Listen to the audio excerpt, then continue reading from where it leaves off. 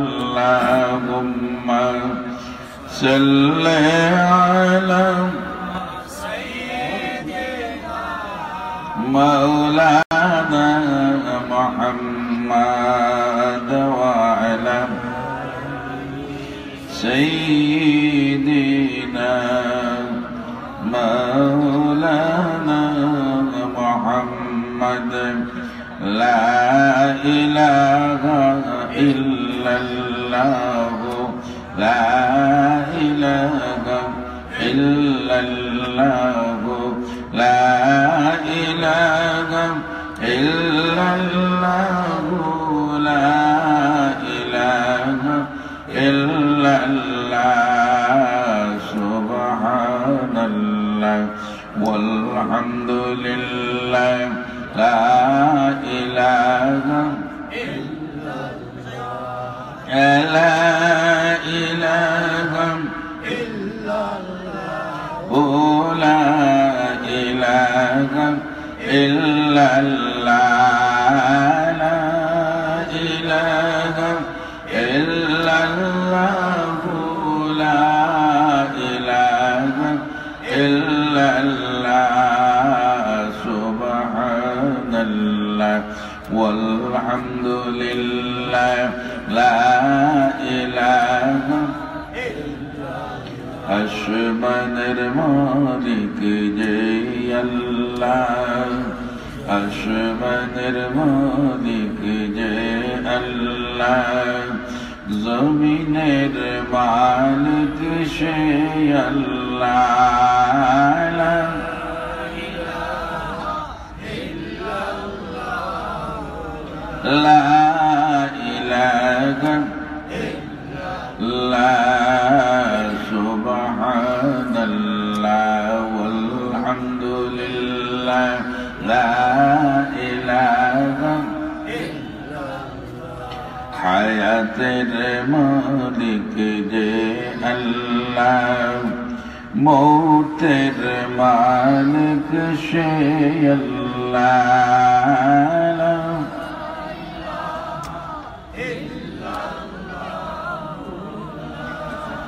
ইলাহা ইল্লাল্লাহ সুবহানাল্লাহ walhamdulillah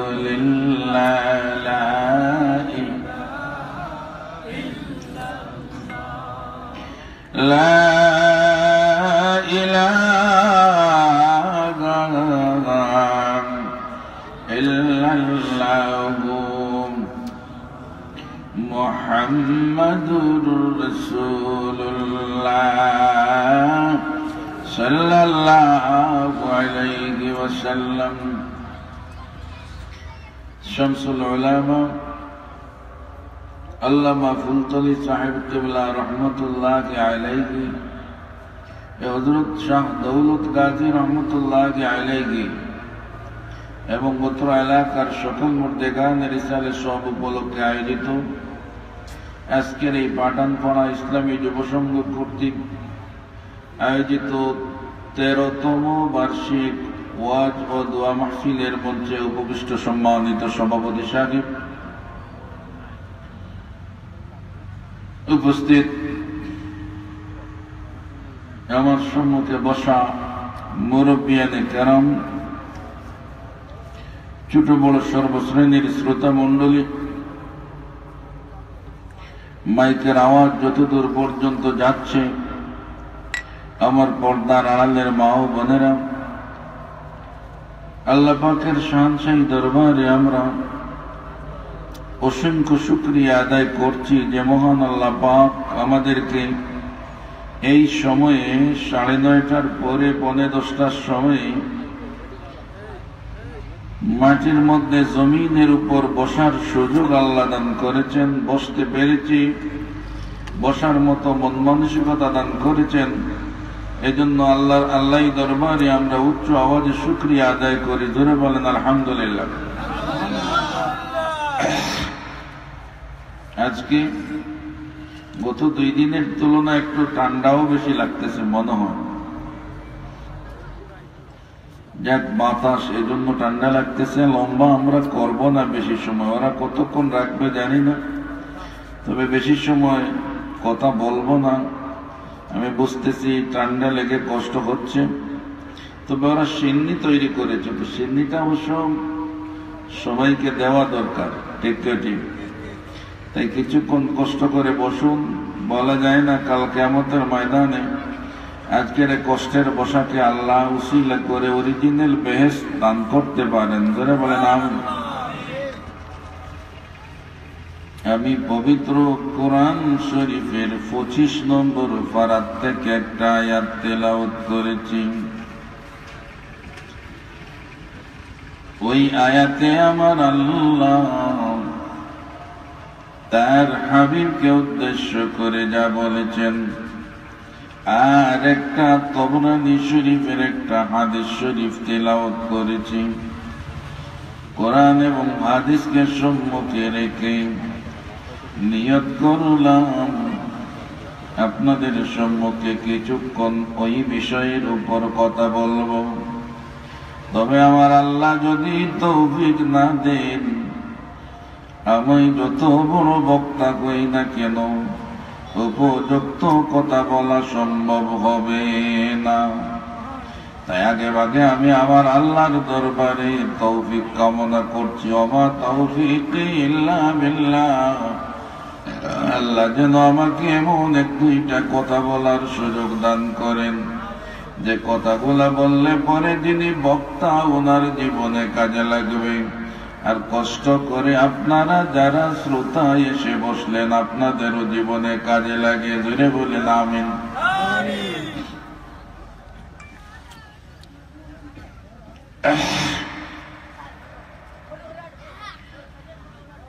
দুনিয়ার মানুষের সবচাইতে মহামূল্যবান যে জিনিসটা মানুষের সবচাইতে মূল্যবান, ওই জিনিসের নাম হলো মানুষের ঈমান।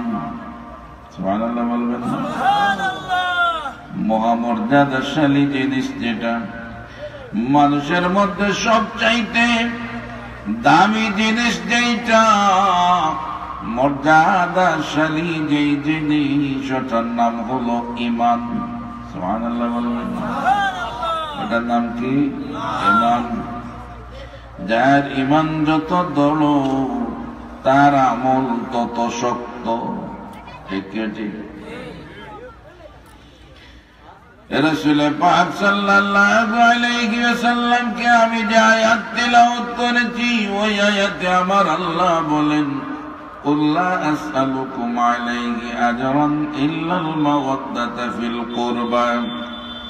আল্লাহ পাক তার হাবিবকে বলেন, ওগো আমার বন্ধু, আপনি আপনার উম্মতদেরকে বলিয়া দিন। সুবহানাল্লাহ বলবেন না? কথাটা কার? আল্লাহ। আল্লাহ বলেন, আপনি আপনার উম্মতদেরকে বলুন, হে আমার উম্মতেরা, আমি যে 23টা বছর কষ্ট করলাম ইসলামের জন্য, তোমাদেরকে হেদায়েত দেখে দিলাম 23টা বছর। সুবহানাল্লাহ বলবেন না? 23 বছর মানুষকে রাসূল পাক সাল্লাল্লাহু আলাইহি ওয়াসাল্লাম আল্লাহর দিকে ডেকেছেন। কত বছর? 23 বছর। ঠিক ঠিক। নবীজির জন্ম 570 খ্রিস্টাব্দের 12 রবিউল আউয়াল। 570 খ্রিস্টাব্দ থেকে 40 বছর পর্যন্ত নবীজির জীবদ্দশায় মক্কা নগরীর একটা মানুষ দুশমন ছিল না। সুবহানাল্লাহ বলবেন। শিশুকাল মক্কার মানুষ দেখল, জীবনে কত শিশু দেখলাম, মুহাম্মদ শিশুর মতো এমন শিশু আমরা দেখি নাই। সব দোস্ত, দুশ্মন নাই, না আছে? কোন দুশ্মন নাই। এমনকি আবু জেহেলও দুষ্ট। সুবহানাল্লাহ বলবেন। নবীজির আপন চাচার নাম আবুল আহাব, আবুল আহাব দুষ্ট। সুবহানাল্লাহ বলবেন। আবুল আহাব নবীজিকে পাইয়া খুশির সীমা নাই, না আছে? সীমা নাই খুশি যে নবীকে পাইছেন। শিশু নবী, ধরে বলেন আমিনার ঘরে মুহাম্মদ যেই দিন জন্ম নিলেন সবচাইতে বেশি খুশি হইলেন আবুল আহাব। সুবহানাল্লাহ বলেন।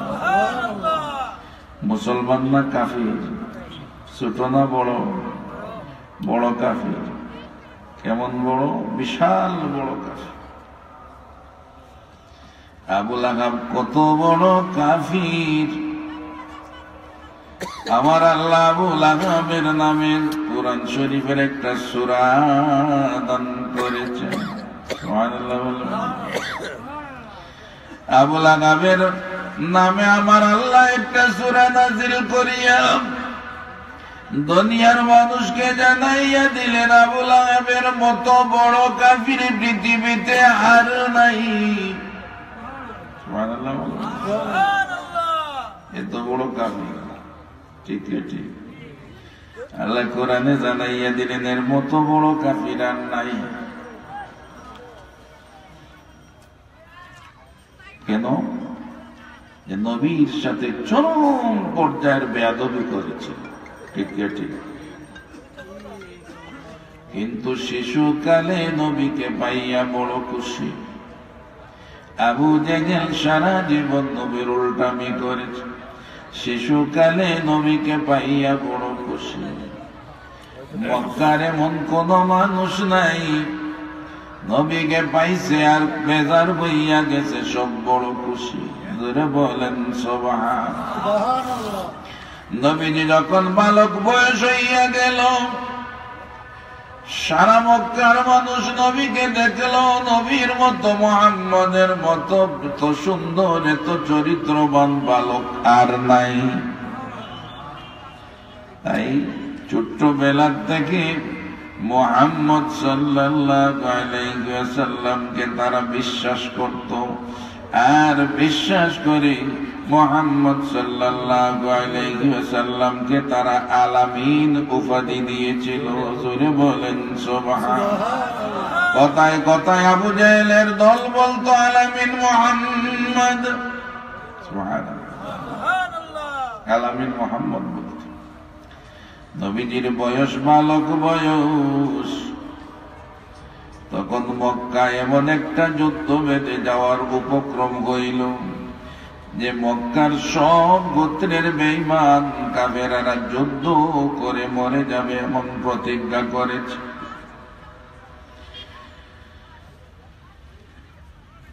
হঠাৎ করে সবাই মিলিয়ে পরামর্শ করল, আলামিন মুহাম্মদ যদি আমাদেরকে সান্ত্বনা দিয়া দেয়, আমাদের ওই বিবাদ বিসম্বাদের মীমাংসা করিয়া দে, আমরা সবাই খুশি হব। সবাই যুদ্ধের দামামা বাজাতে শুরু করেছিল। কে বা কারা এক মুরব্বী হঠাৎ জানাইয়া দিল, আলামিন মুহাম্মদ যদি ফয়সালা করেন সবাইকে রাজি। সব বেঈমান কাফিরেরা রাজিল হইয়া গেল। নবী মুহাম্মদ আলামিন মুহাম্মদের বালক বয়সে নিজে সব বেঈমান সব মক্কার মুরব্বীদের বিচার করিয়া মীমাংসা করিয়া ফয়সালা করিয়া দিলে। সবাই খুশি, ঠিক ঠিক। 40 বছর বয়স পর্যন্ত কোন দুশমন নাই, সবাই মুহাম্মদ সাল্লাল্লাহু আলাইহি ওয়াসাল্লামকে ভালোবাসত। আর বয়স যখন 40 হইল, নবুয়তি পাইয়া গেলেন, তখনই তারা দুশমনির সীমা লঙ্ঘন করিয়া বসল। সীমাহীন দুশ্মনী করা শুরু করলো। ঠিক ঠিক। নবীজি নবুয়তি পাইয়া মানুষকে হেদায়েতের বাণী শোনাতে লাগলেন। মক্কা শরীফ হেদায়েত করা গেল না, দুশমন বেশি হইয়া গেল।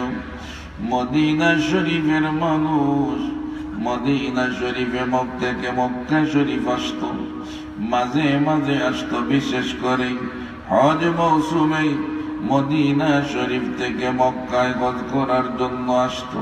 প্রথম একবার ইতিহাস যার সাক্ষ্য, মাত্র 6 জন মদিনার মানুষ আনসার মক্কা শরীফ আসিয়া নবীজির কাছে ইসলাম গ্রহণ করিয়া গেল।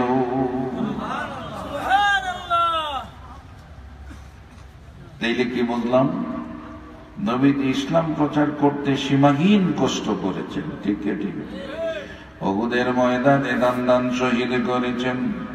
লোহার কড়া নবীজির কপাল মোবারকে ঢুকে গিয়েছিল।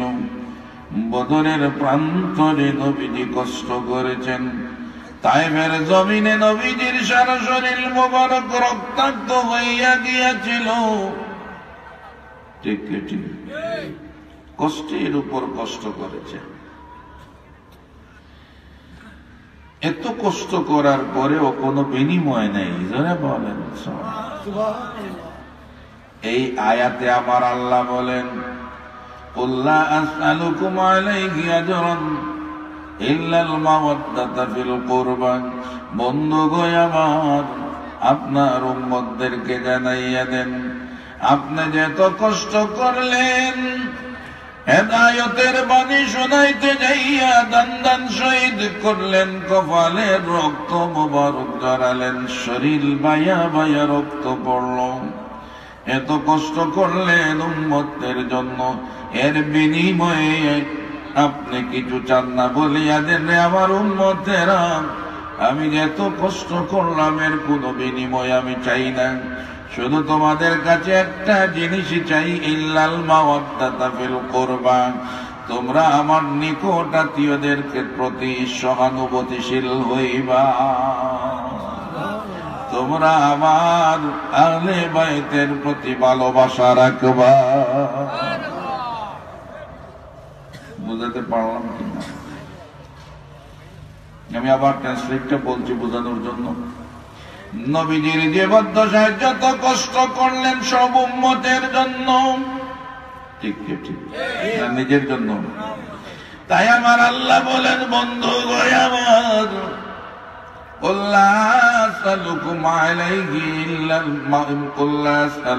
আলাইহি আজরান ইল্লাল মাওয়াদ্দাতা ফিল কুরবা।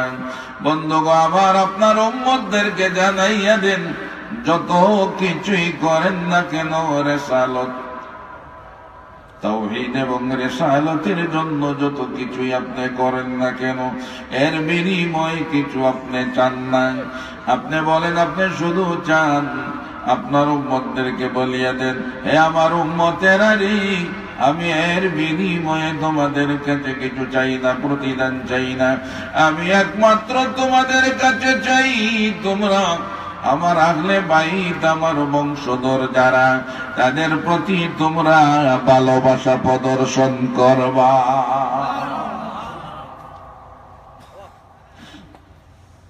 এখন প্রশ্ন আসতে পারে, নবীজির আহলে বাইত কারা? ঠিক ঠিক। আহলে বাইত বলতে আল্লাহর রাসূল বুঝালেন, একদিন নবীজি মসজিদে নববী থেকে বাগির হইয়া একটা চাদর লইয়া মা ফাতেমার ঘরের কাছে যাইয়া ডাক দিলেন, কোথায় রে আমার হাসান, কোথায় রে আমার হোসাইন? সুবহানাল্লাহ বলবেন। আসো। ইমাম হাসান আর হোসাইন বাগির হয়ে আসলেন। নবীজি ওনার চাদরের ভিতরে ইমাম হাসানকে ঢুকাইয়া দিলেন, ইমাম হোসাইনকে ঢুকাইয়া দিলেন। ডাক দিলেন, কোথায় আমার মা ফাতিমা? হযরত ফাতিমা রাদিয়াল্লাহু তাআলা আনহা বের হয়ে আসলেন, নবীজি চাদরের ভিতরে ঢুকাইয়া দিলেন। ডাক দিলেন, কোথায় রে আমার আলী? আলী রাদিয়াল্লাহু তাআলা আনহু বের হয়ে আসলেন, নবীজি হযরত আলীকেও চাদরের ভিতরে ঢুকাইয়া দিলেন এবং বললেন, ওই চারজনই হলেন আমার আহলে বাইত বা আমার বংশ। এবং জানাইয়া দিলেন, যারা আমার ওই আহলে বাইত হাসান হুসাইনকে ভালোবাসবে,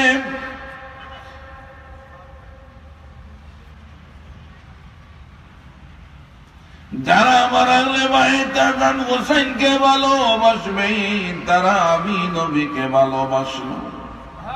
সুবহানাল্লাহ বলবেন না?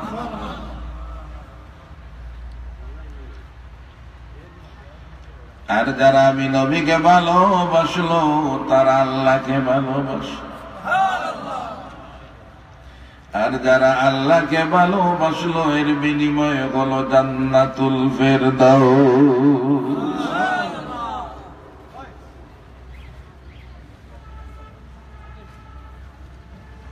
আর যারা আমার ওই হাসান হুসাইন আমার আহলে বাইতের শহীদ দুশমনী দেখালো, মান আবগাদা ফাকাদ আবগাদানি, মান আহাব্বাকা ফাকাদ আহাব্বানি। যারা আমার হাসান হুসাইনকে আমার আহলে বাইতকে ভালোবাসবে, ফাকাদ আহাব্বানি, সে আমাকে ভালোবাসবে। ওমান আবগাদা ফাকাদ আবগাদানি। আর যারা তাদের প্রতি দুশমনী রাখলো, তারা আমার প্রতি দুশমনী রাখলো। আর যারা আমার প্রতি দুশমনী রাখলো, তারা আমার আল্লাহর প্রতি দুশমনী রাখলো। আর আল্লাহর সাথে যাদের দুশমনী, তারা চির জাহান্নামী। তাহলে কি বুঝলাম? প্রকৃত ঈমানদার হইতে হলে নবীজির বংশ আহলে বাইতকে ভালোবাসা লাগবে, না লাগবে না? ভালোবাসা লাগবে। প্রকৃত ঈমানদার হইতে হলে নবীর ভালোবাসা রাখতে হবে। নবীর আহলে বাইত ইমাম হাসান হুসাইনকে ভালোবাসতে হবে। নবীর বংশ খোঁজাখুঁজি করলে আহলে বাইত ইমাম হাসান হুসাইন ছাড়া আর কোন ব্যবস্থা নাই, আর কোন রাস্তা নাই আল্লাহর নবীর কাছে পৌঁছার। সুবহানাল্লাহ বলবেন? একটা ভোট ইমাম হাসান হুসাইনের ভালোবাসার ভিতরে থাকতে হবে। তখন থেকে এখন পর্যন্ত, এখন থেকে কিয়ামত পর্যন্ত আল্লাহর রাসূলের বংশধর পৃথিবীতে থাকবে না? নাই? সৈয়দ সাম্রাজ্যে আসেন, ওই যে কিছুদিন আগে আসলেন ৪১তম নবীজির ৪১তম বংশধর, ধরে বলেন ৪১তম বংশধর থেকে ৪১ থেকে যদি আমরা পিছন দিকে যাই, ১ নম্বরে গিয়ে পাবো আল্লাহর রাসূল, এরপরে পাইব ২ নম্বরে ফাতেমা বা আলী, এরপরে আমরা পাবো ইমাম হাসান বা হুসাইন, এরপরে আমরা পাবো জয়নাল আবেদিন। জোরে বলেন সুবহানাল্লাহ। এভাবে ৪১তম আসছে না? আর কোন পথ আছে? আর কোন পথ নাই। এখন একটা কথা বলতে হবে, আল্লাহ পাক তার হাবিবের মাধ্যমে যেহেতু জানাইয়া দিলেন, মান আবগাদা মান আহাব্বাকা ফাকাদ আহাব্বানি। যারা ইমাম হাসান হুসাইনকে ভালোবাসবে, নবীকে ভালোবাসে। এখন ইমাম হাসানকে যদি না ভালোবাসে, তাহলে নবীর ভালোবাসা হবে?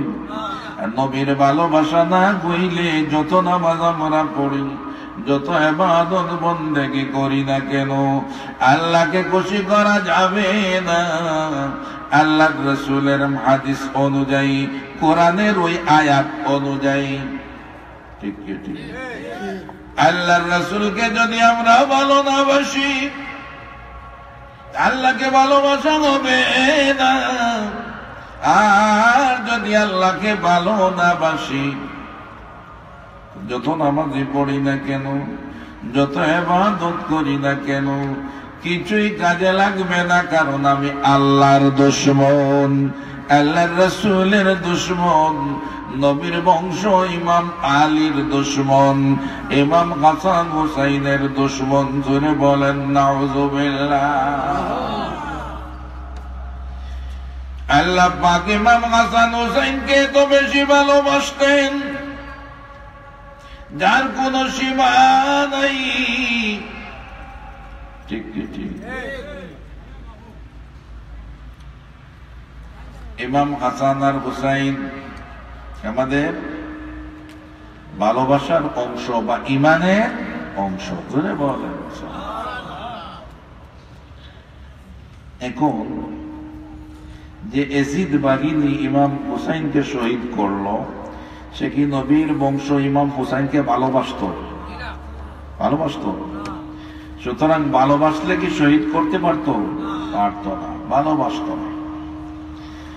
আর এই হাদিস অনুযায়ী যারা ইমাম হুসাইনকে ভালোবাসে না, তার প্রতি নবীর কোনো ভালোবাসা নাই, আল্লাহর ভালোবাসা নাই। সুতরাং এজিদ যে কাজ করলো, সেই এজিদের প্রতি যাদের ভালোবাসা আছে, তারাও তো ইমাম হুসাইনের দুশমন। দুশমন না? আর ইমাম হুসাইনের দুশমন বলে আল্লাহর রাসূলের দুশমন, আল্লাহর রাসূলের দুশমন বলে আল্লাহর দুশমন, এতে কোনো সন্দেহ নাই। সিরাতের কিতাবের মধ্যে আসে, ইমাম হাসান আর হুসাইন নবীজির কাছে যাইয়া সার্বিকভাবে নবীজির কাছে থাকতেন। জোরে বলেন সুবহান। একদিন বলেন, নানাজি গো, আমরা ঘোড়া চড়তে চাই, আমাদের দুই ভাইকে দুইটা ঘোড়া দাও। সুবহানাল্লাহ বলবেন। নবীজি বললেন, ঠিক আছে, তোমাদের দুজনকে দুইটা ঘোড়া দেওয়া যাবে।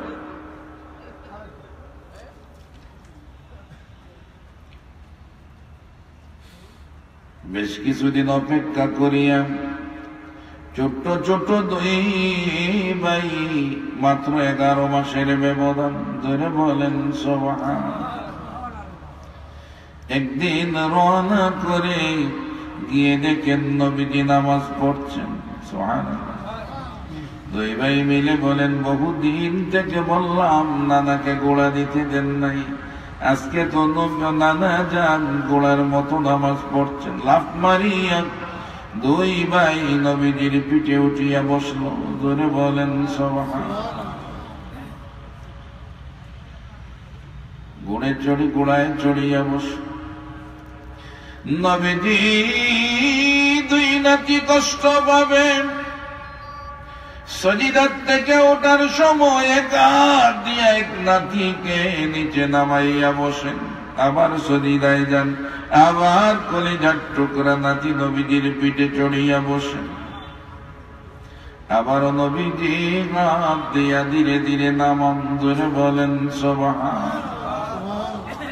এখন আমি বলি, আপনি নামাজ পড়ছেন, সজিদায় গেছেন, আপনার একটা নাতি যদি আপনার পিঠে চড়িয়া যদি বসে, আর আপনি ওঠার সময় ওই নাতিকে হাত দিয়া ধীরে ধীরে ধীরে ধীরে নামান, আবার বসে আবার নামান, নামাজ হবে? নামাজ হবে? হবে না। কি নবীজি বুঝেন না নামাজ হবে কিনা? আমাদের চাইতে ভালো বুঝেন তো। ইমাম হাসান হুসাইন নবীজির পিঠে চড়িয়া বসলো। জোরে নামাইলে কষ্ট পাবে, তাই আস্তে আস্তে নবীজি নামাইয়া সোজা হইয়া বসলেন, আবার গেলেন, আবার চড়ে বসলেন, আবার নামাইলেন।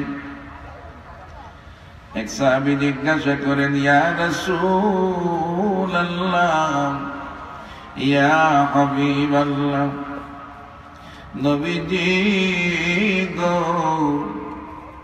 ইমাম হাসান হোসেন দেখলাম সজিদায় আপনার পিঠে চড়ে বস, আপনি ধীরে ধীরে নামাইয়া বসলেন, আবার চড়ে বসলো, আবার ধীরে ধীরে নামাইলেন। ওইভাবে কেউ যদি পিঠে চড়িয়া বসে নামাজের সময়, নামাজ কি হবে? সুবহানাল্লাহ বলবেন। নবীজি বলেন, আমার সাহাবারা রে, দুনিয়ার কোন মানুষের পিঠে যদি কোনো নাতি বসে আর ওইভাবে যদি ধীরে ধীরে নামায়, তাইলে ওই নানার আর ওই নাতির নামাজ হবে না। তবে আমার নাতি ইমাম হাসান হোসেনকে আমি নামাইলে নামাজ হবে। সুবহানাল্লাহ বলবেন।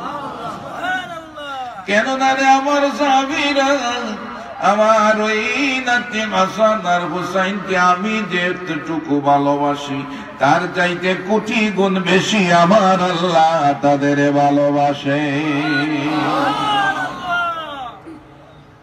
তার চাইতে বেশি ভালোবাসেন আমার আল্লাহ।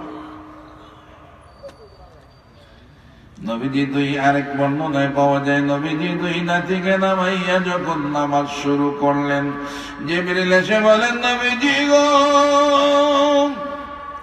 ও গো দয়াল নবীজি, আল্লাহ আপনাকে সালাম দিয়েছেন গো নবীজি, আর বলেছেন আপনি আজকে দুই নাতিকে বেজার করিয়া বসাইয়া দিলেন, এতে আমার আল্লাহ খুশি হন নাই, কারণ ওই দুই নাতির খুশিতে আল্লাহ খুশি।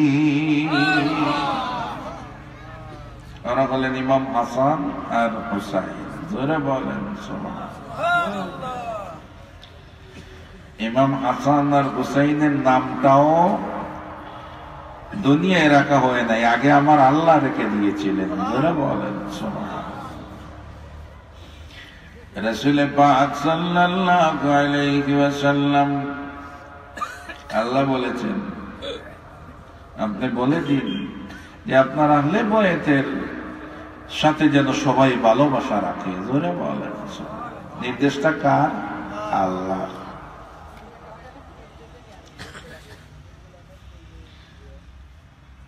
ইমাম হাসান আর হুসাইন সম্বন্ধে দয়াল নবীজি দুনিয়ার সবকিছু সহ্য করতে পারতেন, দুই নাতির কষ্ট উনি কখনো সহ্য করতে পারতেন না। সব সহ্য করতে পারতেন। মাঝে মাঝে নবীজি একদিন, দুই দিন, 3 দিন, 4 দিন, 5 দিন পর্যন্ত উপবাস থাকতেন। নবীজির চুলায় আগুন জ্বলত না, পেটে পাথর বাঁধিয়া থাকতেন। জোরে বলেন। সাহাবীরাও পেটে পাথর বেঁধে থাকতেন।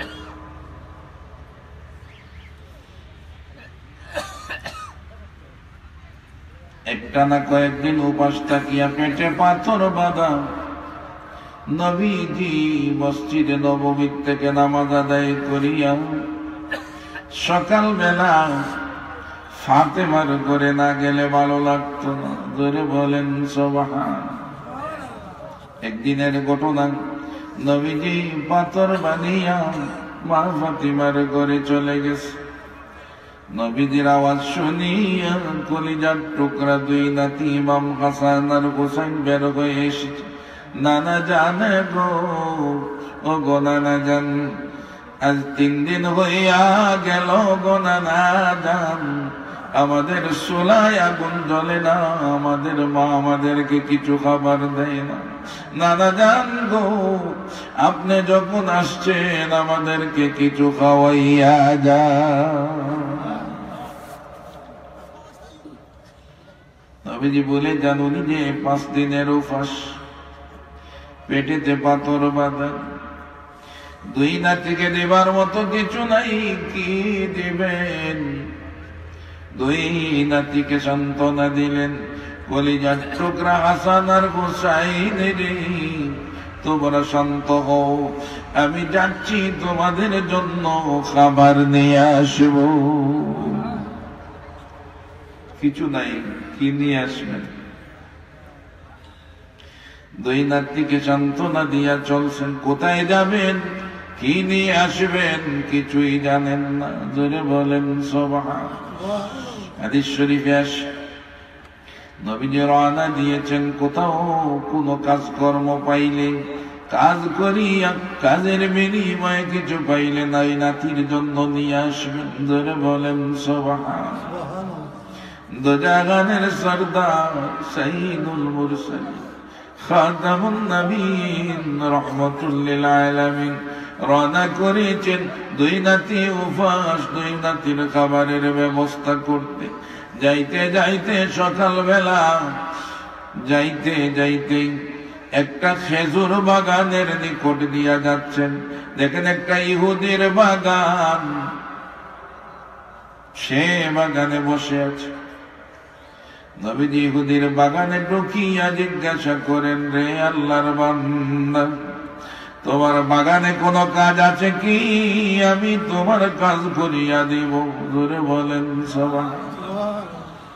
ইহুদি নবীজির দিকে তাকাইয়া দেখে, কত মানুষ দেখলাম জীবনে, এমন মানুষ তো কোনদিন দেখি নাই, চেহারা এত সুন্দর জলমল জলমল করে। জোরে বলেন সুবহানাল্লাহ। ইহুদি বলে, আমি কাজ করাবো। কি কাজ? কাজটা হলো আমার বাগানে পানি দেওয়া লাগবে। জোরে বলেন সুবহানাল্লাহ। সৌদি আরবের পানির ব্যবস্থা হলো মাটির নিচ থেকে,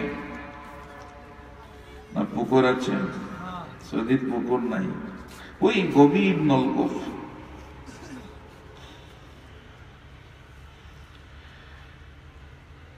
ইহুদি বলে, ওই যে নিচে পানি আছে, ওই কুয়ার থেকে ওই রশ্মি আর বালতি দিয়ে পানি উঠাইয়া আমার বাগানে দিতে হবে। এক বালতি পানি যদি দাও, 3টা খেজুর দিব। এক বালতি পানির বিনিময়ে কয়টা খেজুর? 3টা। এইভাবে যত বালতি পানি দিবা তত খেজুর দেওয়া যাবে। নবীজি সব বলে যান, এক বালতি পানি নিচ থেকে ওঠাইয়া মাত্র 3টা খেজুর। মাথায় আসে দুই নাতির কথা, যে কোনো কিছুর বিনিময়ে গইলেও দুই নাতির খাবার ব্যবস্থা করতে হবে। তাই রশ্মি আর বালতি লইয়া ইহুদির বাগানে পানি দিতে শুরু করলেন। সিরাতের কিতাবের মধ্যে আসে, প্রথমে 3 বালতি পানি উঠাইয়া বাগানে যখন পানি দিলেন, 3 বালতি পানির বিনিময়ে 3-9টা খেজুর পাইলেন।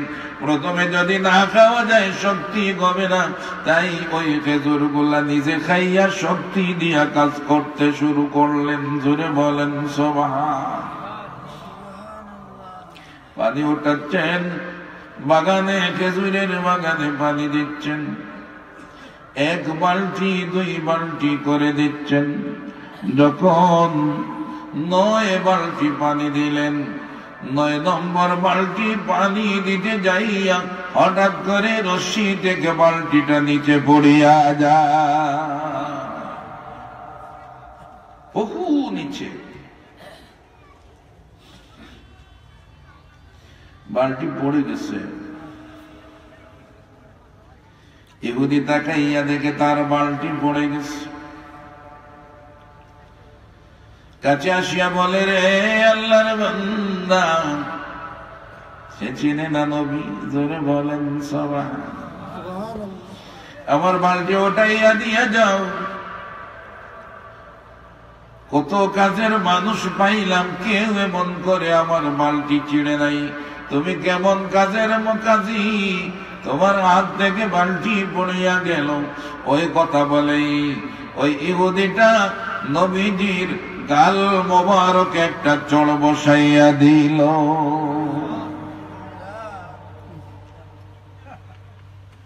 চড় বসাইয়া দিয়া বলে,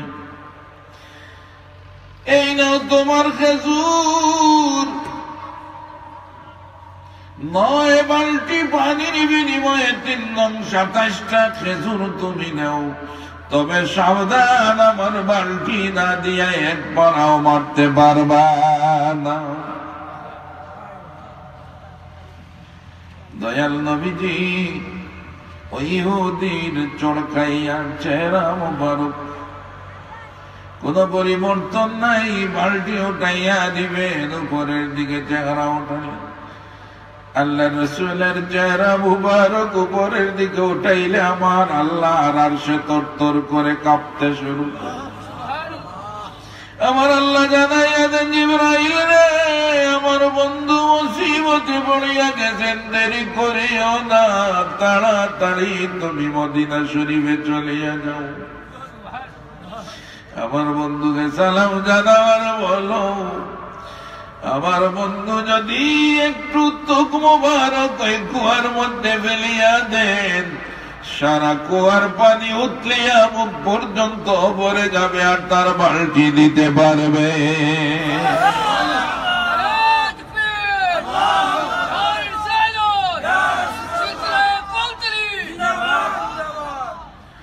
দয়াল নবীজি একটু লালা মুবারক দিয়া দিলেন।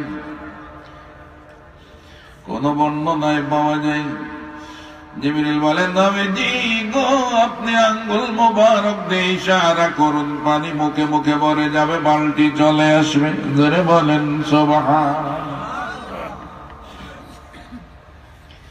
নবীজি ইশারা করলেন, পানি মুখে মুখে ভরে গেল। নবীজি হাত দিয়া বালতি উঠাইয়া ইহুদিকে দিয়া বললেন, এই আপনার বালতি কষ্ট করলেন, আমি চলে যাই, আপনি আপনার রশিয়ার বালতিটা গ্রহণ করেন। জোরে বলেন সুবহানাল্লাহ। এমন নবী একবার প্রতিবাদ করলেন না। সুবহানাল্লাহ, সুবহানাল্লাহ, প্রতিবাদ করেন। নবীজি খেজুর গোলা লইয়া দেরি না করিয়া কলিজার টুকরা দুই নাতির কাছে চলে গেলেন। জোরে বলেন সুবহানাল্লাহ। দুই নাতির কাছে যাইয়া কলিজার টুকরা হাসান রাদিয়াল্লাহু তাআলা আনহু ডান রান মোবারকের উপর বসে, হোসেন রাদিয়াল্লাহু তাআলা আনহুকে বাম রান মোবারকের উপর বসাইয়া একটা একটা খেজুরের বীজ ফেলে দিয়া হাসানের মুখে একটা, হুসাইনের মুখে একটা দিচ্ছেন। ধরে বলেন সুবহানাল্লাহ। এত কিছু যে হয়ে গেল, একটু মাত্র লেশ নাই, চিন্তা নাই। ইহুদিটা চড় মারার পরে বালতি পাইয়া পানি উতলা উঠিয়া ওটা দেখিয়া পাগল হইয়া গেল, আমি কার সাথে বেয়াদবি করলাম, যার কথাটা কুয়ার পানিও শুনিয়া নেই। কি করলাম? জীবনে কত মানুষ দেখলাম, এমন মানুষ আমার জীবনে দেখি নাই। চর মারলাম, একটা বার প্রতিবাদ করলো না। বালতি পানির থেকে উঠাইয়া জীবনেও কেউ দেওয়া সম্ভব নয়। ওই লোকটার কথা পানি শুনলো, পানির থেকে বালতিটাও দিয়া গেল। জোরে বলেন সুবহানাল্লাহ। যত চিন্তা করে তত পাগল হইয়া যায়। করলাম কি? জোরে বলেন সুবহানাল্লাহ। কিতাবের মধ্যে আসে, কাছে ছিল একটা চাকু, একটা কাছে ছিল, কাছে একটা তরবারি ছিল, অস্ত্র ছিল। দেরি না করিয়া যে হাত দিয়া চড় মেরেছিল, বাবা হাত দিয়া ডান হাতে একটা কুফ মারিয়া দিয়ে খণ্ডিত করিয়া দিল। যে হাত দিয়া এত ফেরেশতার মতো লোকটাকে চড় মারা বলো, ওই হাত আর আমি জিন্দা রাখবো না, দুই টুকরা করিয়া দিল। জোরে বলেন সুবহানাল্লাহ। হাতটা পড়ে আছে, আর ইহুদি কুয়ার পাশে শুইয়া গড়াগড়ি পাচ্ছে, রক্তে লাল হয়ে যাচ্ছে।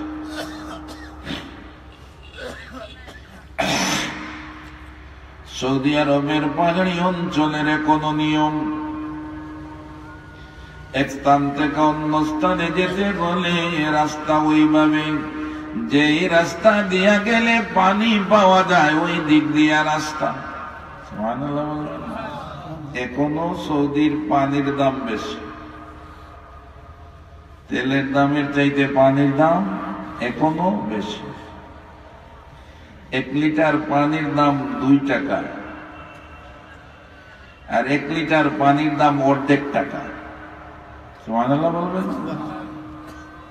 সৌদি আরবের এখনো, ওই তো কিছুদিন আগে সৌদি আরবের হজ্জের কথা বলছি, 1 লিটার পানির দাম এখনো 2 রিয়াল 44 টাকা, আর 1 লিটার পানির দাম অর্ধেক টাকা তেলের দাম এখনো। মক্কা শরীফ থেকে আয়েশা মসজিদে উমরার জন্য যাওয়া লাগে, তখন গাড়ি যখন তেল ভরে তখন 1 লিটারের দাম অর্ধেক টাকা লেখা আছে, আর পানি যদি আপনি রাস্তা থেকে 1 লিটার লোক 2 টাকা, তাহলে তেলের চাইতে পানির দাম বেশি না কম? এখনো বেশি।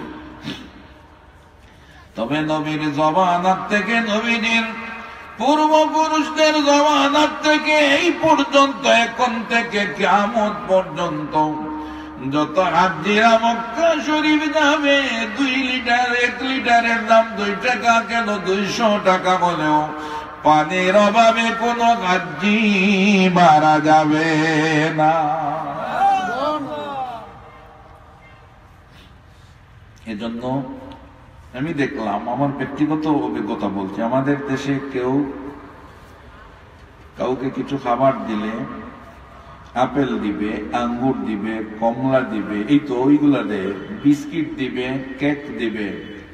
তার দেশে সবচাইতে বেশি হলো সব পানি। জোরে বলেন সুবহানাল্লাহ। আরফার ময়দানে গেলে দেখবেন টাক টাক করে আপেলের জুস, পানির দরকার তো, আপেলের জুস, আপেল না আপেলের জুস, আঙ্গুরের জুস, আনারসের জুস, নাশপাতির জুস, আমের জুস, সব পানি। জোরে বলেন।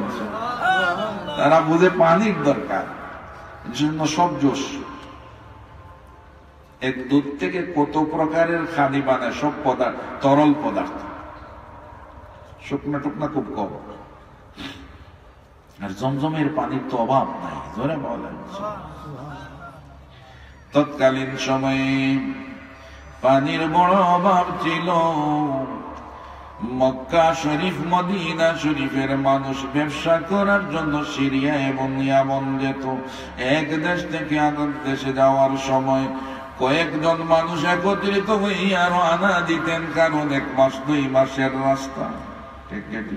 রাস্তা দেওয়ার সময় তারা আন্দাজ করত কোন জায়গার উপর দিয়া কাক ওড়াউড়ি করে, পাখি ওড়াউড়ি করে। পাখি ওড়াউড়ি করলে বোঝা যাইতো নিচে পানি আছে, উপরে পাখি উড়ছে। ওই দিকে রাস্তা করত, যাইতে যাইতে ওই রাস্তাটাই সিরিয়ার রাস্তা হইয়া যাইতো, ওই রাস্তাটাই ইয়ামনের রাস্তা হইয়া যাইতো। দক্ষিণ দিকে গেলে সিরিয়া যাওয়া হইত, উত্তর দিকে গেলে ইয়ামন যাওয়া হইত। অভ্যস্ত ছিল নবীর বংশধরদের। জোরে বলেন সুবহানাল্লাহ। আমার আল্লাহ কোরআনে সূরাও একটা নাযিল করেছেন, লিইলাফি কুরাইশিন ইলাফিহিম রিহলাতাশ শিতাই ওয়াস সাইফ। শীতের দিনে কোথায় যাবে আর গরমের দিনে কোথায় ব্যবসা করবেন, আমার আল্লাহ কোরআনে নাযিলও করিয়া দিয়েছেন। জোরে বলেন সুবহানাল্লাহ।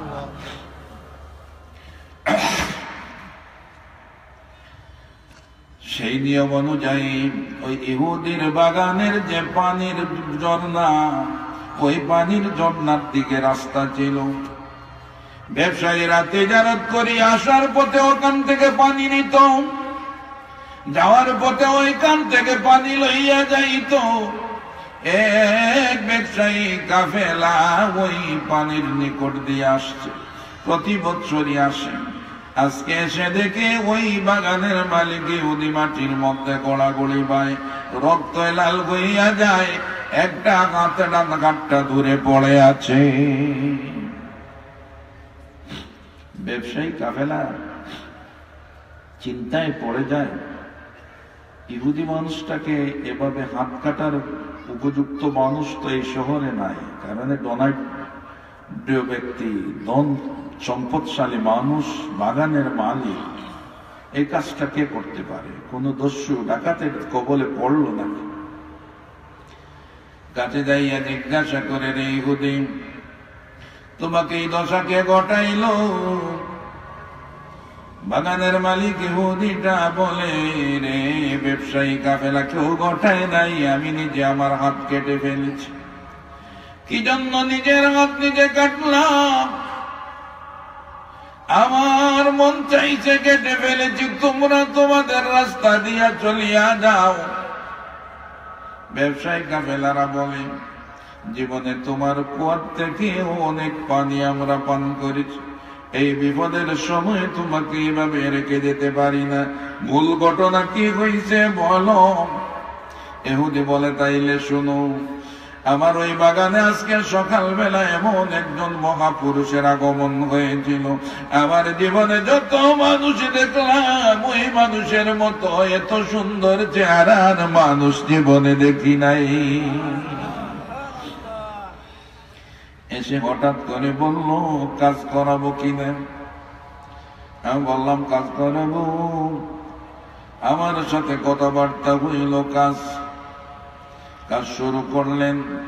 এক পর্যায়ে ওই রশ্মি থেকে বালতিটা নিচে পড়ে গেল। আমার যে হাত আমি কেটে ফেলেছি, ওই হাত দিয়ে ওই নিষ্পাপ এত সুন্দর নোরানি চেহারার মোবারকের মধ্যে আমি জোরে একটা চড় বসাইয়া দিয়েছিলাম, আর বলেছিলাম বালতি না দেয়া পর্যন্ত এক পা সরতে পারবে না। আল্লাহর বান্দা কোনো প্রতিবাদ করলো না। দেখলাম তার কথা পানি শুনি, যখন শাহাদত আঙ্গুল দিয়ে ইশারা করলো, নিচের সব পানি বালতি সহ উপরে চলে আসলো, আমার বালতি দিয়ে চলে গেল।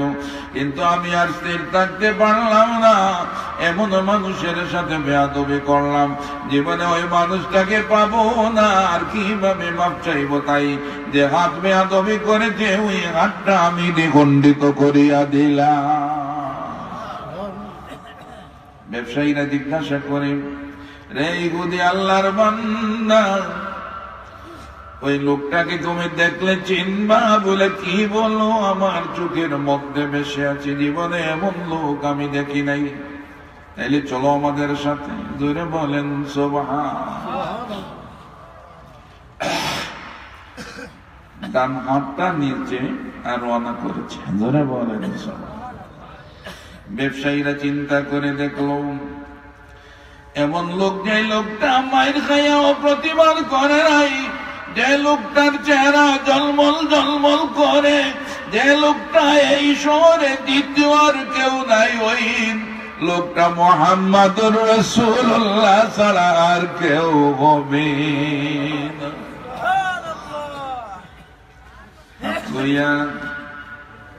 রওনা হয়ে গেছে মসজিদে নববীতে যাইয়া ওমর, আবু বকর সিদ্দিক রাদিয়াল্লাহু তাআলা আনহু আলী শুভ সাহাবীদের সাথে জিজ্ঞাসা করে, ওই ব্যবসায়ী কাফেলারা তোমাদের নবী কোথায়?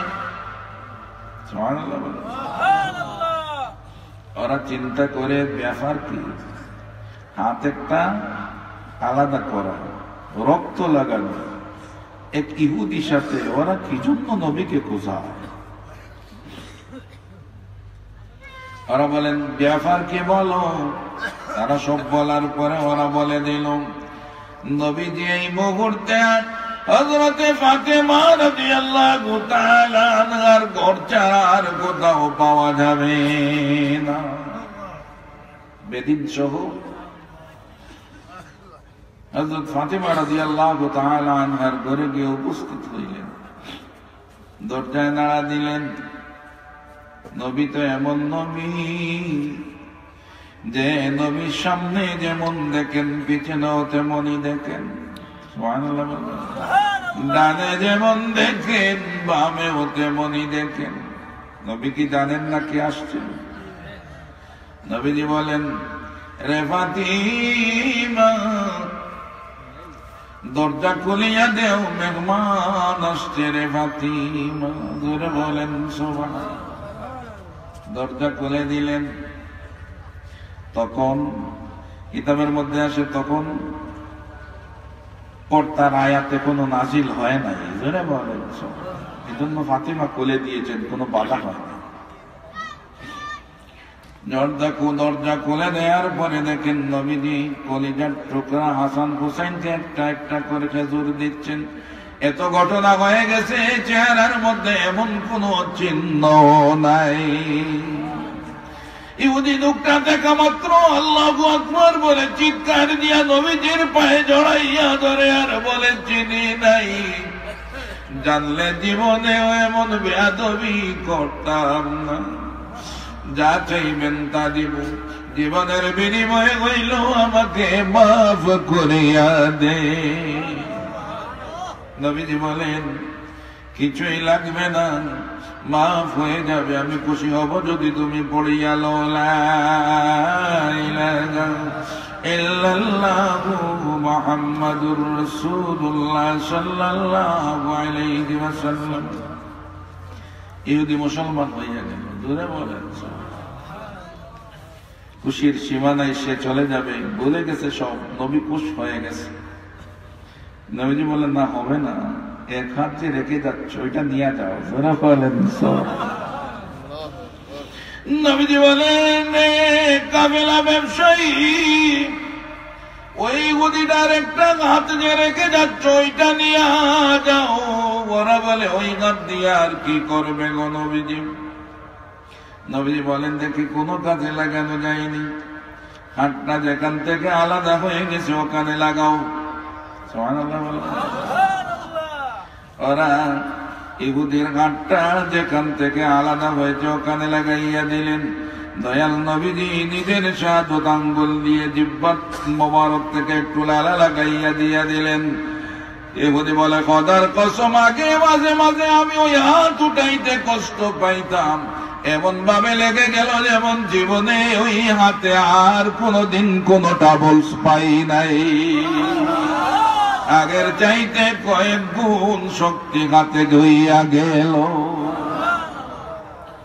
এই হাদিস বলার কারণ হলো এই, নবীজি ইমাম হাসান এবং হুসাইনকে ভালোবাসতেন, ধরে বলেন।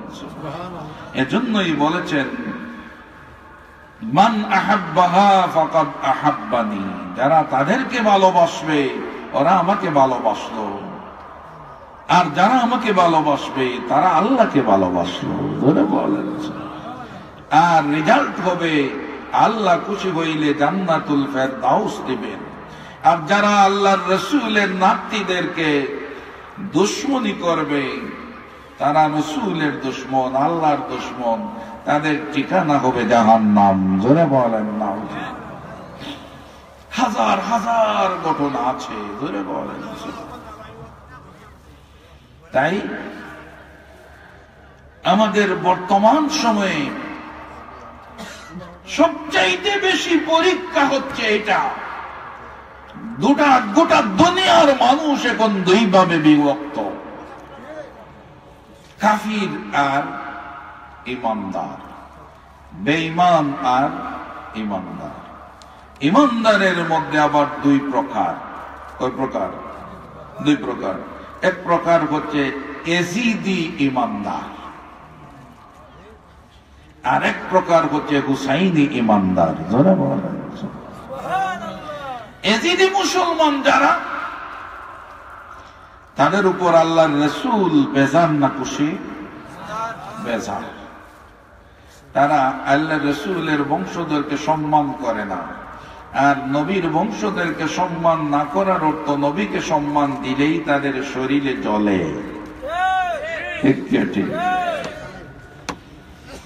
আল্লাহর রাসূলের কলিজার টুকরা দুই নাতির ইজ্জত এত বেশি, এত সম্মান, এত মর্যাদা, যার কোন সীমা নাই, জোরে বলেন সুবহানাল্লাহ।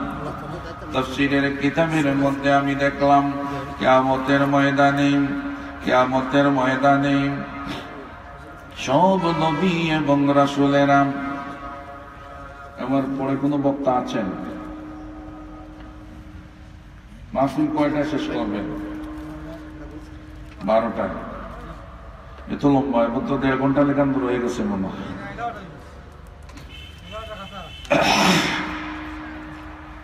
আমি শেষ বক্তা নাকি আছেন আর কেউ?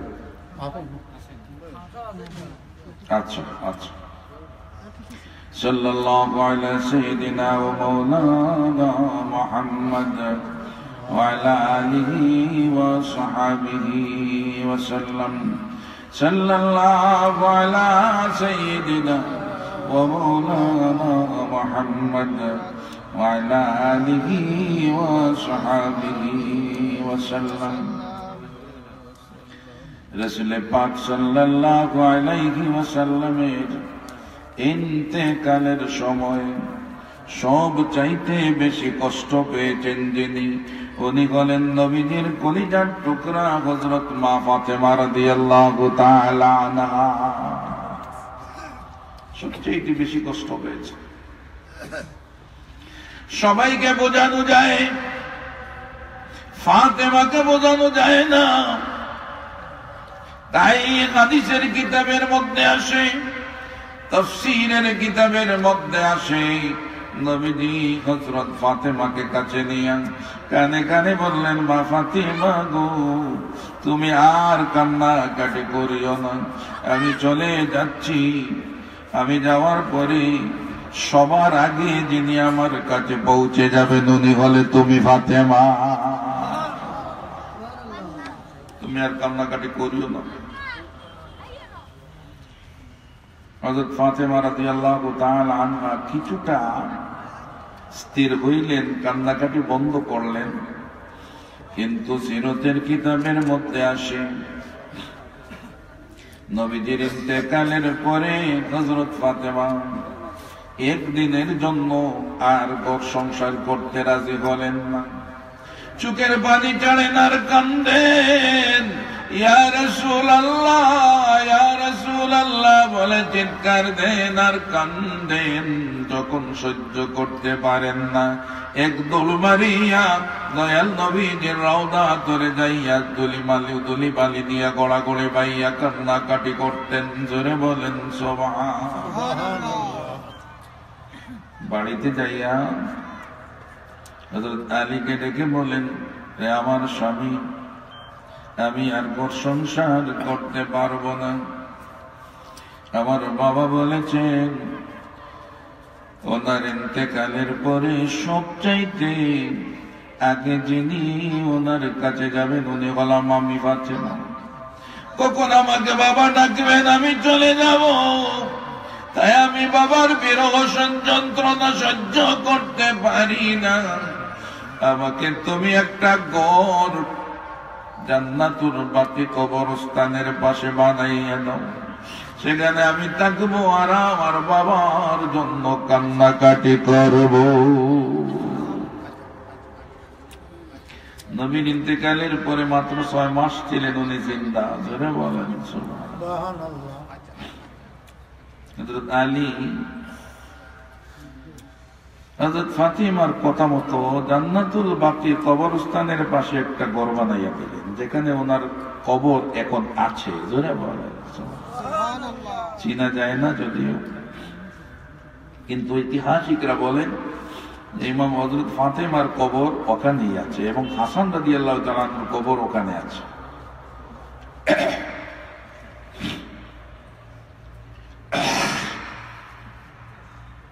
উনি সেখানে থাকেন, কান্দেন। যখন সহ্য করতে না পারেন দৌড়ে গিয়া নবীজি রওজা ধরে জিয়ারত করেন, আবার চলে আসেন। 6 মাস পূর্ণ, 6 মাস 18 দিনের দিন হঠাৎ করে একদিন জান্নাতুল বাকি কবরস্থান থেকে বাসায় চলে এসেছে।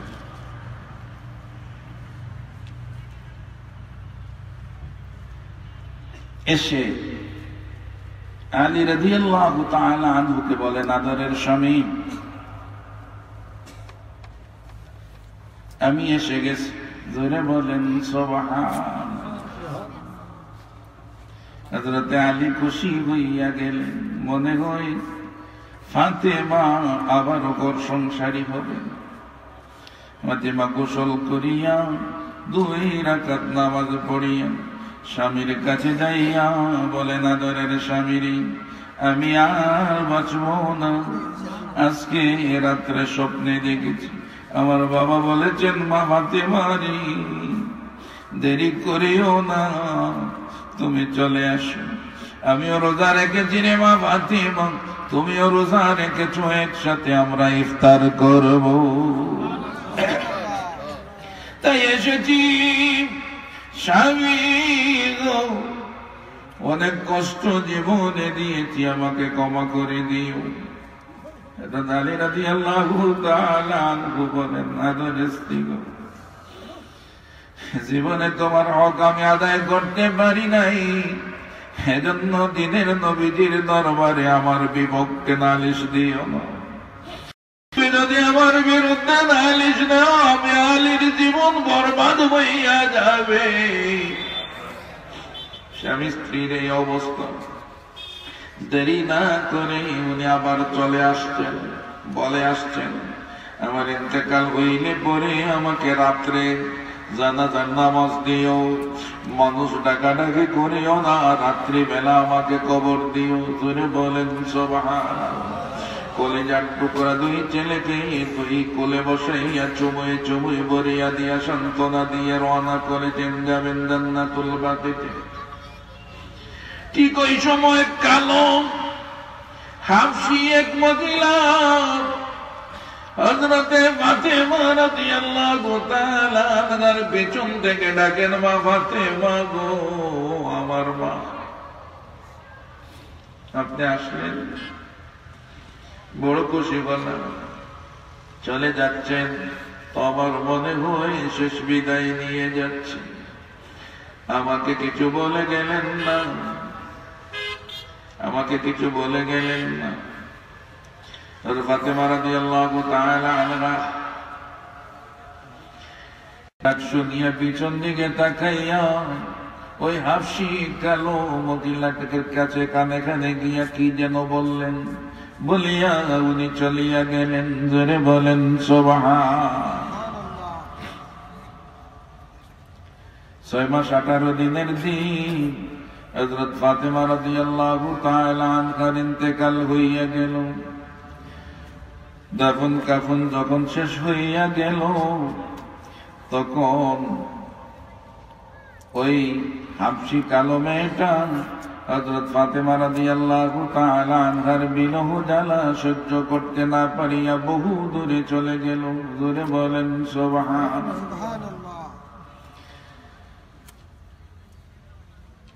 61 হিজরি, কত হিজরি?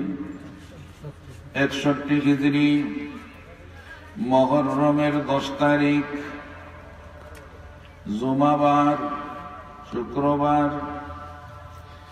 ফোরাত নদীর তীরে ইমাম হুসাইন বাহিনীকে এজিদ বন্দী করে দিল, পানি বন্ধ করিয়া দিল, তাবু গাড়লেন কারবালা প্রান্তরে। আমি লম্বা করছি না, সবাই শেষ হয়ে গেছে, ওই কথাটা বলেই শেষ করব। ইমাম বাহিনী আর এজিদের বাহিনীর সাথে যুদ্ধ।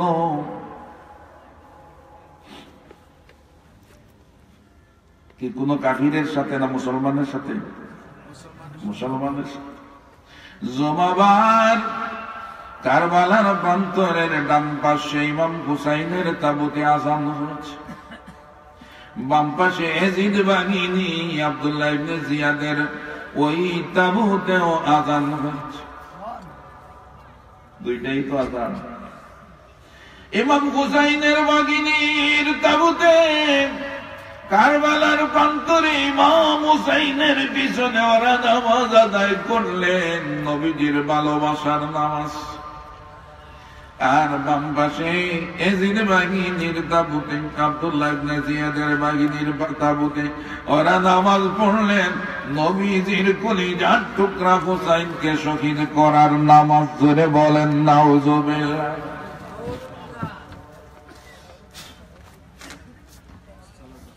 দোকানেই নামাজ, নামাজ শেষ, যুদ্ধ শুরু হয়ে গেছে। নবী পরিবারের যোদ্ধা ছিলেন সবাই একজন একজন করে শহীদ হইয়া গেলেন। সর্বশেষে ইমাম হুসাইন রাদিয়াল্লাহু তাআলা আনহু শহীদ হইলেন। আমি শহীদে কারবালার প্রান্তরের ঘটনা বিস্তারিত বলতে যাচ্ছি না, শুধু একটা কথা বোঝানোর জন্য যাচ্ছি। ইমাম হুসাইনকে যখন শহীদ করা হলো, মাথা গোলা কাটিয়া ইমাম হুসাইন রাদিয়াল্লাহু তাআলা আনহুর শহীদ মাথা মোবারক লইয়া একটা ব্যাগের মধ্যে ভরিয়া লইয়া ইয়াজিদ বাহিনী নবীজির আহলে বাইতের মহিলাদেরকে নিয়া অসুস্থ ইমাম জয়নাল আবেদিন রাদিয়াল্লাহু তাআলা আনহুকে নিয়ে রওনা করেছেন। ইয়াজিদ ঘোষণা করেছেন, দেশদ্রোহী কিছু মানুষের মাথা মোবারক লইয়া দামেস্কের দিকে আসছে। দামেস্কের মানুষ, সিরিয়ার রাজধানী দামেস্ক, সেই সিরিয়ার মানুষেরা দেশদ্রোহী, এরা খারাপ না ভালো? দেশদ্রোহী যারা খারাপ না, তারা খারাপ জানিয়া মানুষে ওই মহিলাদের উপর পাথর মারে, যে যা পারে মারে। দেশদ্রোহী আসামি, আসামিদের বেশে যাচ্ছেন ওরা। সব মানুষেরা পাথর মারে। দামেশ্বরের মুখকণ্ঠ দিয়া যখন ওরা ঢুকছেন, তখন ডান দিক থেকে পাথর মারে, ইট মারে, যে যা পারে মারে। ওরা ডাকাতের দল। এদিন ঘোষণা করেছে ওরা খারাপ মানুষ। দুই দিকে ওয়ালের উপর, ঘরের ছাদের উপর থেকে পাথর মারে, বিভিন্ন ধরনের জিনিস মারে। হঠাৎ করে দেখা যায় এক কালো হাবশী মহিলা, বয়স্ক মহিলা, বেশ বয়সের কালো মহিলা, কুৎসিত চেহারা, ও দৌড় মারিয়া উপরের ওয়াল থেকে নামিয়া নিচে আসিয়া দেখে যে ওখানে নবীজির আদরের দুই স্ত্রী হযরতে সালমা রাদিয়াল্লাহু তাআলা আনহা এবং হযরতে জয়নব রাদিয়াল্লাহু তাআলা আনহা দুজনের ইমাম জয়নাল আবেদিন এসেছে। ওদের পরনের সব কাপড় চোপড় দোলা মলিন, শরীরে দোলা লাগানো, কাপড় চোপড় ছিঁড়া। উনি দেখা মাত্র দেরি না করে দামের শহর থেকে সুন্দর কয়েকটা কাপড় নিয়ে আর কিছু শুকনা খাবার নিয়ে আর কিছু পানি নিয়ে হাজির হইয়া যায়। ওদেরকে কাপড় পরায়, বলে যে আপনারা ওই কাপড় ছিলা গুলা ফেলে দিয়ে নয়া কাপড় গুলা পরেন। জোরে বলেন সুবহানাল্লাহ। আর ওই খাবার গুলা খান আর পানি খান। নবীজির দুই স্ত্রী ছিলেন সাথে, কারবালার প্রান্তরে ইমাম হুসাইনের সাথী ছিলেন দুই স্ত্রী। ওরা চোখের পানি আর ধরে রাখতে পারেন না। হাবশী কুৎসিত মহিলাকে ধরে কান্না শুরু করেন আর বলেন, রে কুৎসিত হাবশী মহিলা, আমরা আজকে ডাকাতের বেশে যাচ্ছি, যে যা পারে আমাদেরকে আক্রমণ করছে। তুমি কেন এত দুঃখের দুঃখী হইয়া আমাদেরকে নতুন কাপড় দিলা, খাবার দিলা, পানি দিলা?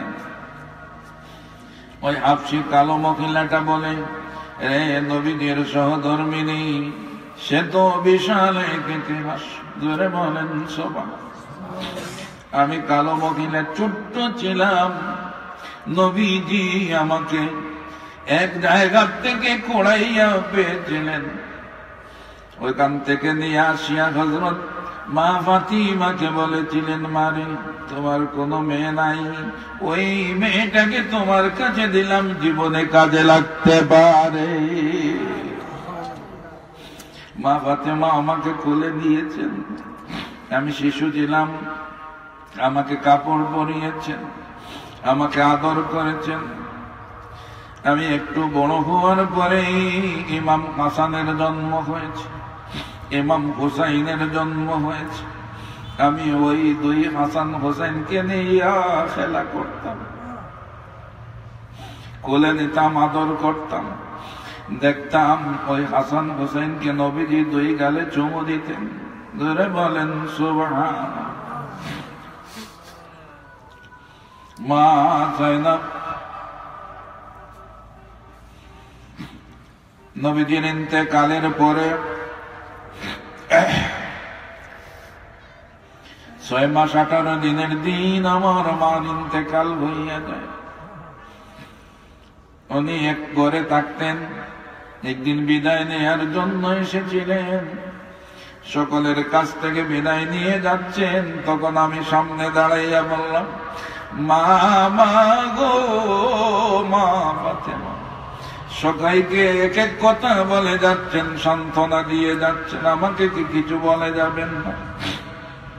তখনই আমার মা ফাতেমা বলেছিলেন, রে পাগলি মেয়ে, তাইলে আমার কাছে আস। তখন আমাকে কানে কানে বলেছিলেন, মারে তোমাকে কি বলে যাব শোনো।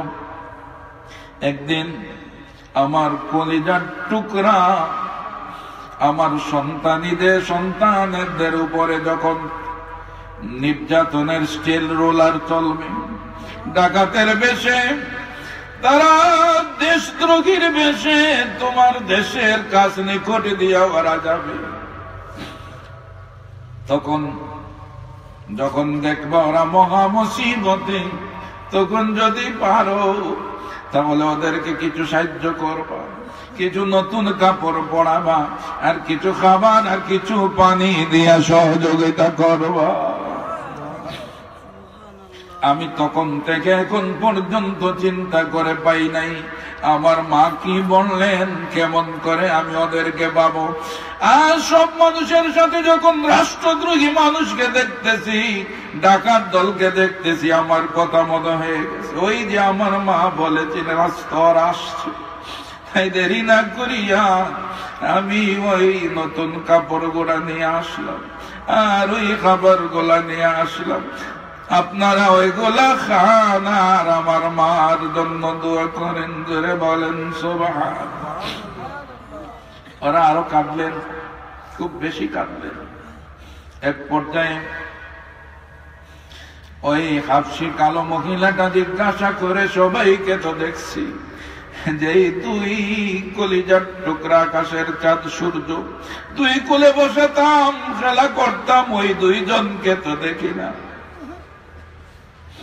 এই কথা বলার পরে হাউমাউ করে সবাই ক্রন্দন শুরু করলেন, কারণ ওই কালো হাবশী মহিলা জানে না ইমাম হাসানকে জহর খাইয়া শহীদ করানো হয়েছে, আর ইমাম হুসাইনের মাথা যে ওই ব্যাগের মধ্যে আছে জানে না।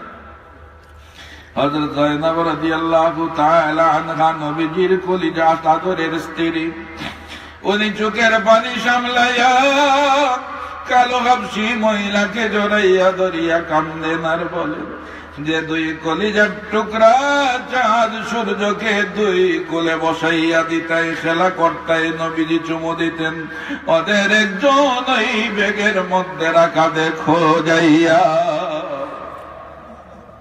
সিরাতের কিতাবের মধ্যে আসে ওই কালো কুৎসিত মহিলা ব্যাগের মধ্যে উকি মারে যখন দেখে আকাশের চাঁদের চেহারা মোবারক হাসি ফুটছে, চিৎকার দিয়ে বলে, দেরি না করিয়া ওই ইমাম হুসাইনের মাথা মোবারক নিয়া চুমু খায় আর চিৎকার দিয়া কান্নে। কাছে কিছু না পাইয়া দৌড় মারিয়া এজিদের সামনে যাইয়া বলে, রে এজিদ, কি করলে রে এজিদ, তুই বুঝলে না? খোদার কসম আমি দেখেছি যে গলায় ছুরি লাগাইয়া দিলে ওই গলায় আমি নিজে দেখেছি নবীজি চুমায় চুমায় ভরিয়া দিয়েছিলে। এই হলো ইমাম হাসান এবং হুসাইন। জোরে বলেন সুবহান। আমি আর লম্বা করছি না, যেহেতু সময় শেষ হয়ে যাচ্ছে। ওই মহিলার সাথে কে ছিল দুর্ব্যবহার করবে, এজিদ অর্ডার দিয়েছিল ওই পাগলি মহিলাকে এক কূপে দ্বিখণ্ডিত করিয়া দাও। আল্লাহর হুকুম, আল্লাহর আইন বোঝা বড় কঠিন। এই মহিলার অবস্থা দেখে গোটা দামেস্কের মানুষ বুঝতে পারলো ওরা ডাকাত না, ওরা নবীর আদরের টুকরা, কলিজার টুকরা, আদরের দোলা। ওরা নবীর আহলে বাইত, ওদেরকে ভালোবাসা ঈমানি দায়িত্ব। জোরে বলেন সুবহানাল্লাহ। এর আগে যখন ওই এজিদ ঘোষণা করেছিল ওরা ডাকাত দল আসছে, এজন্যই তো মানুষ পাথর মারছে, চিনে না। যখন ওই কালো কুৎসিতে মহিলার অবস্থা দেখে আর এজিদের সামনে প্রতিবাদ একা করতে দেখে সবাই জেনে নিল ওরা আল্লাহ রাসূলের বংশধর। জোরে বলেন সুবহানাল্লাহ। তাই যখন এজিদ ঘোষণা করলো কে এক কূপ দিয়ে দ্বিখণ্ডিত করিয়ে দাও, তখন তার সব সৈন্য বাহিনী সারা দামেস্কের মানুষের বেশিরভাগ মানুষ দাঁড়াইয়া বলল, এজিদ, এক সেকেন্ডে তোমাকে দ্বিখণ্ডিত করে দেওয়া হবে। জোরে বলেন সুবহানাল্লাহ। তাই ওই মদিনার সাথে আর দুর্ব্যবহার করল না।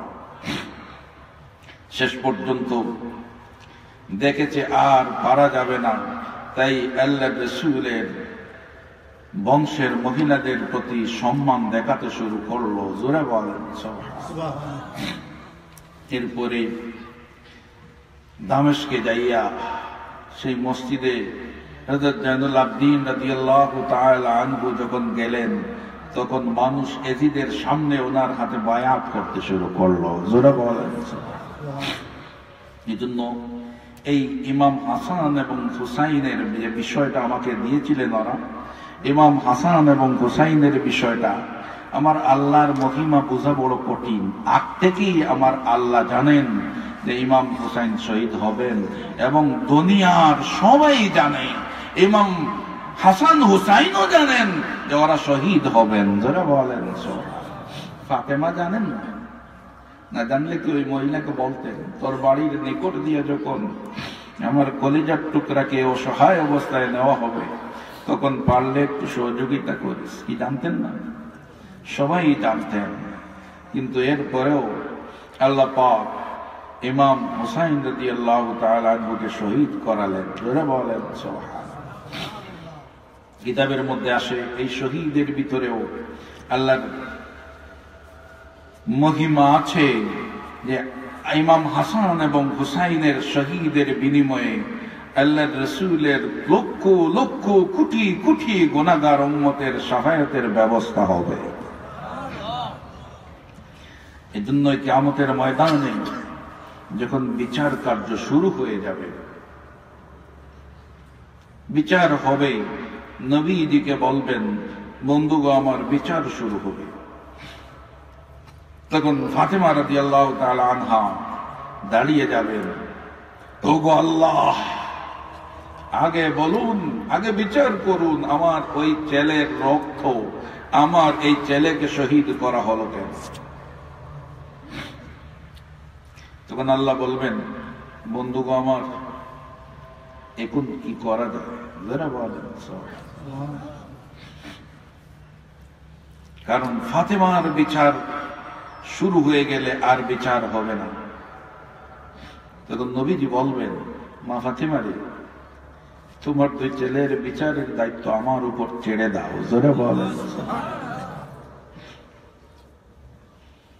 আল্লাহ বলবেন, নবীজি গো, তাহলে ফাতেমাকে বলুন ও যেন বেহেশতে চলে যায়। জোরে বলেন।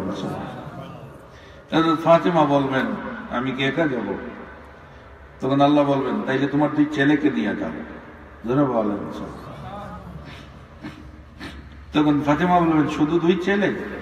তখন আল্লাহ বলবেন, তোমার স্বামী আলীকেও নিয়ে যাও। জোরে বলেন। এরাই হবেন বেহেশতের সর্দার, শাবাব আহলিল জান্নাহ। আল হাসান ওয়াল হুসাইন সাইয়্যিদা শাবাব আহলিল জান্নাহ। মহিলাদের সর্দার হবেন ফাতেমা, হাসান হুসাইন হবেন যুবকদের সর্দার। জোরে বলেন।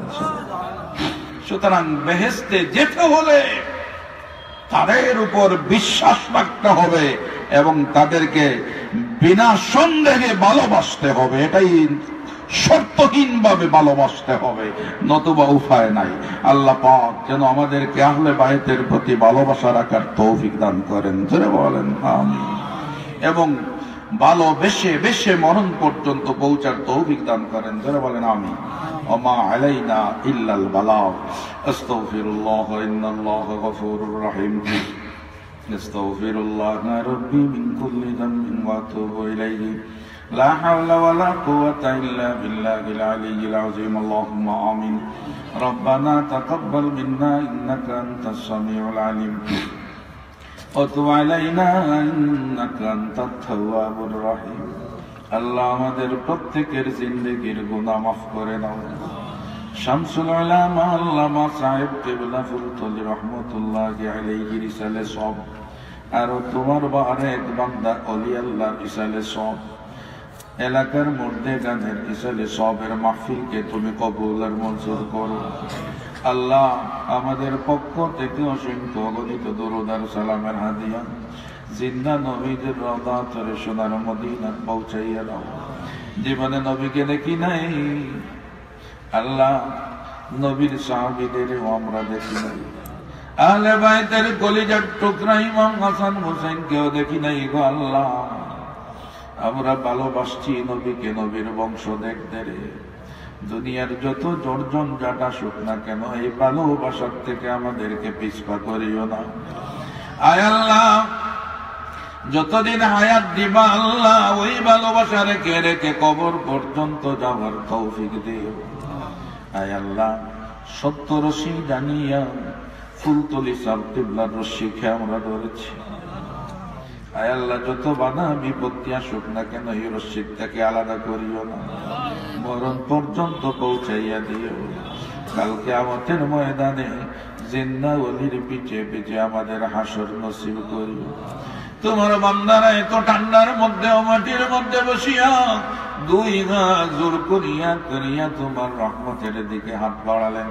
আল্লাহ কে কি চায় কে কোন নিয়ত করিয়া হাত বাড়ালেন তোমার জানা আছে আল্লাহ তোমার কোন বান্দাকে আজকের মাহফিল থেকে নৈরাশা করে বিদায় দিও না তোমারই তো বান্দা ওরা যে যা চায় সকলের পক্ষ থেকে মোনাজাত কবুল ফরমাও সর্বোপরি আজকের এই মাহফিলকে প্রথম থেকে শেষ পর্যন্ত কবুল আর মঞ্জুর করো নবীজির খাতিরে আমাদের মোনাজাত কবুল ফরমাও ওয়া সালামুন আলাল মুরসালিন ওয়ালহামদুলিল্লাহি রাব্বিল আলামিন